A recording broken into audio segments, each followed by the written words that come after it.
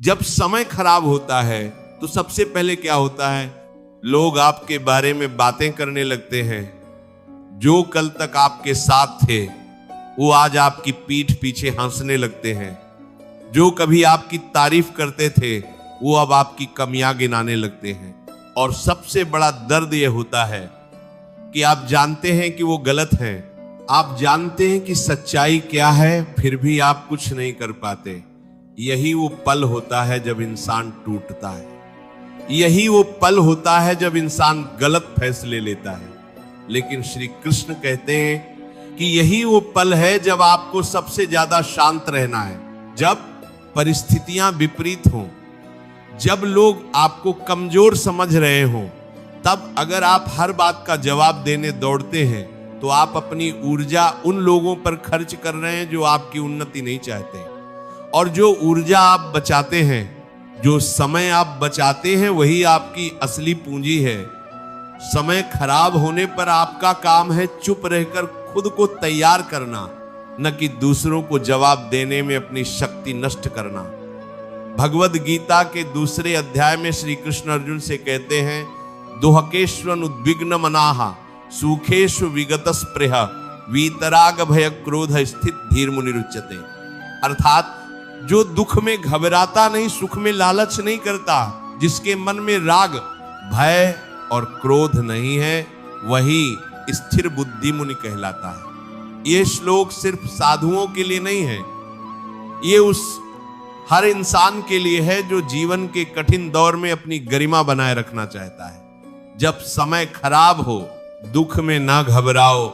जब लोग कुछ भी कहें, क्रोध में प्रतिक्रिया मत दो। यही इग्नोर करने की असली परिभाषा है। अब बात करते हैं उस महान पुराण कथा की जो हमें सिखाती है कि जब सारी दुनिया आपके खिलाफ हो, जब खुद परिवार आपका साथ छोड़ दे, तब इग्नोर करने की शक्ति आपको कैसे बचाती है। श्रीमद् भागवत पुराण में भक्त प्रहलाद की कथा आती है। प्रहलाद हिरण्यकश्यप के पुत्र थे। हिरण्यकश्यप वह असुर राजा था जिसने घोषणा कर दी थी कि संसार में केवल उसी की पूजा होगी, किसी देवता की नहीं। उसने ब्रह्मा जी से वरदान पाया था कि वह न दिन में मरे, न रात में, न घर के अंदर न बाहर, न मनुष्य के हाथों न पशु के हाथों। इस वरदान के घमंड में वह इतना अंधा हो गया था कि उसने खुद को भगवान घोषित कर दिया। लेकिन उसी के घर में उसके पुत्र प्रहलाद का जन्म हुआ, जो भगवान विष्णु के परम भक्त थे। छोटी सी उम्र से ही प्रहलाद नारायण नारायण जपते थे।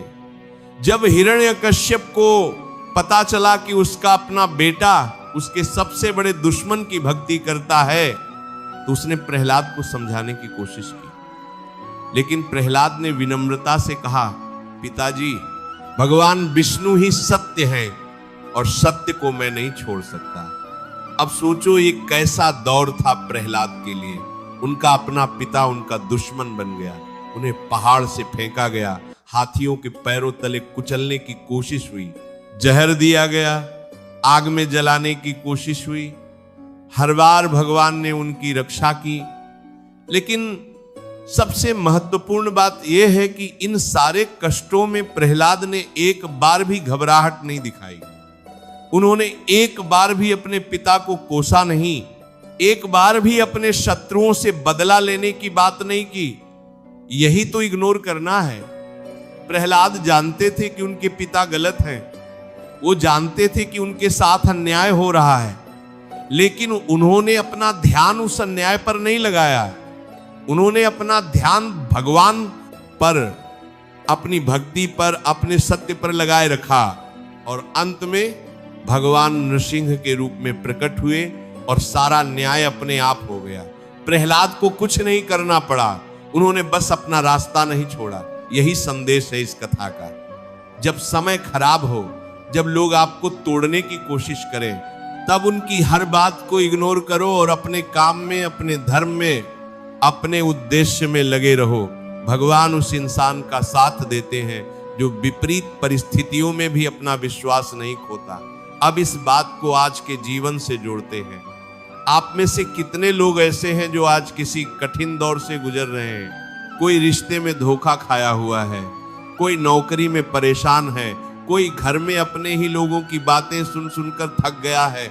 और सबसे बड़ी तकलीफ यह है कि जब आप पहले से ही टूटे हुए हैं, तब कुछ लोग आपकी मुश्किलों का मजाक उड़ाते हैं। कुछ लोग कहते हैं, देखो इसे तो पता ही नहीं था, यही होना था इसके साथ।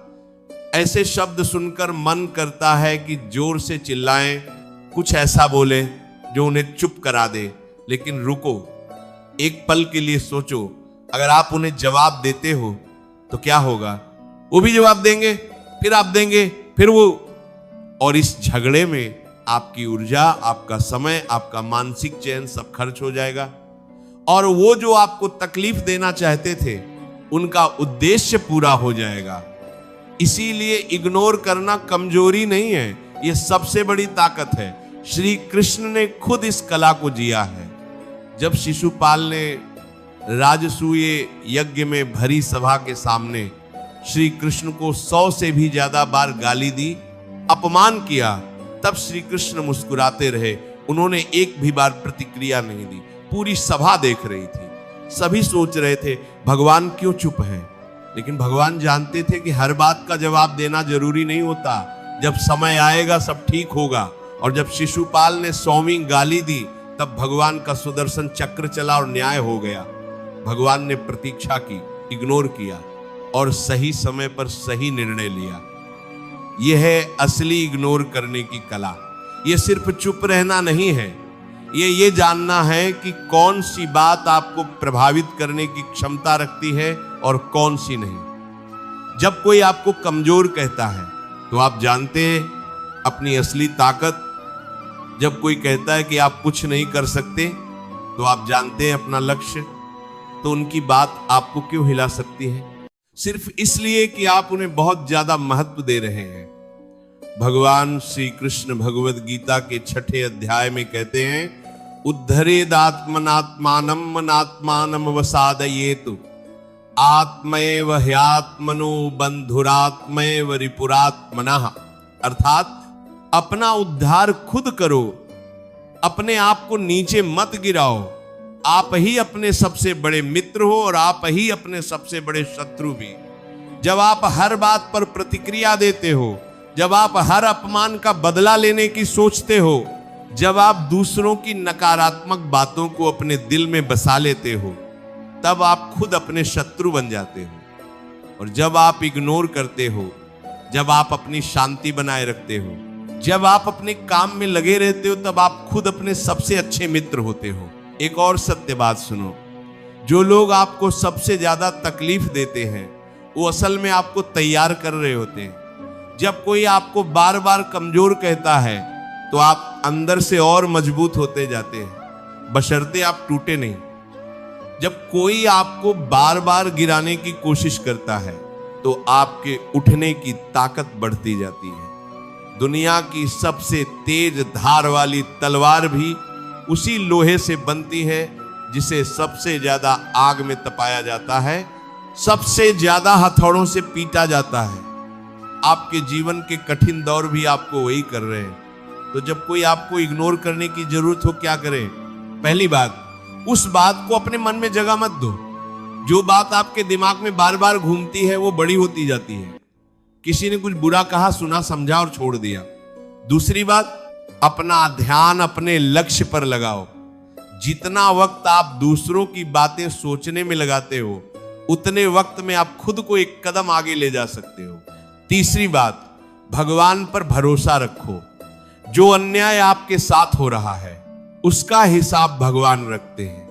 आपको हर बात का जवाब खुद नहीं देना। प्रहलाद ने नहीं दिया, भगवान ने दिया, आपको भी नहीं देना। इग्नोर करने का मतलब यह नहीं कि आप कमजोर हैं। इग्नोर करने का मतलब यह है कि आपको पता है कि आपकी ऊर्जा कहां लगानी है। जो इंसान अपनी ऊर्जा को सही जगह लगाता है, समय उसी का होता है। जो हर छोटी बड़ी बात पर उखड़ जाता है, जो हर व्यक्ति के हर शब्द पर प्रतिक्रिया देता है, वो इंसान कभी आगे नहीं जा पाता। क्योंकि उसकी सारी शक्ति इन्हीं छोटी छोटी लड़ाइयों में खर्च हो जाती है। श्री कृष्ण ने कुरुक्षेत्र में अर्जुन को यही सिखाया था। जब अर्जुन रो रहा था, जब अर्जुन टूट रहा था, जब उसके सामने सारी परिस्थितियां उल्टी थीं, तब भगवान ने कहा था, उठो, अपना धर्म करो, जो हो रहा है उसे स्वीकार करो और अपने कर्तव्य में लग जाओ। दुनिया क्या कह रही है, क्या सोच रही है, ये तुम्हारा काम नहीं है।